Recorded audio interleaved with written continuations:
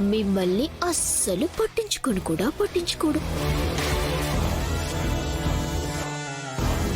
ఏంటనన్యా నీవన్నీ పిచ్చి కలలు, పిచ్చి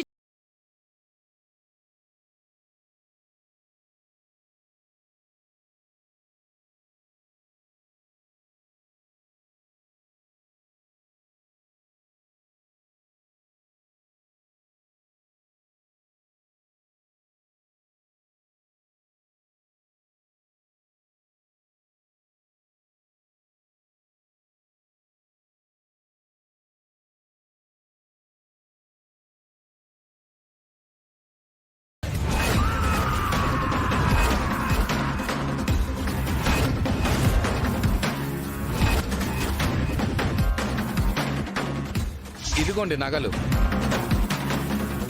ఇలాంటి దొంగ వేదవతో దొంగతనాలు చేయించి ఆ నగలు కలెక్ట్ చేసుకుని అమ్ముకుంటున్నారు, అంతేగా? ఏం మాట్లాడుతున్నారు? అవును, ఇదే నిజం. ఇదంతా నా ప్లాన్.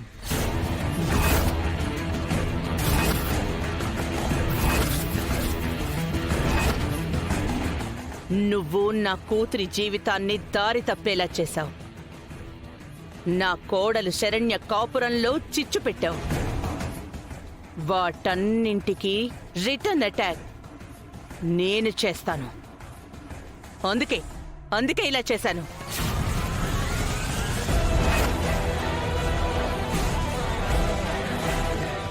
సింపుల్ గా ఒక పెద్ద ప్రాబ్లంలో ఇరికించా.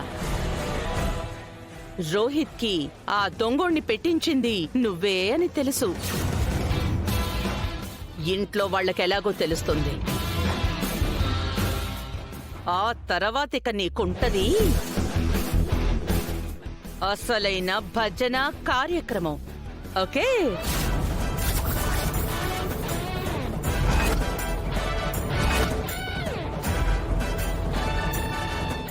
వద్దని చెప్తున్నా, నాతో పంతానికి దిగుతున్నావు.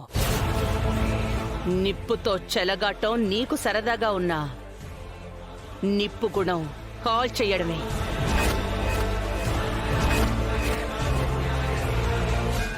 నాతో పట్టు సరిగ్గా లేకపోతే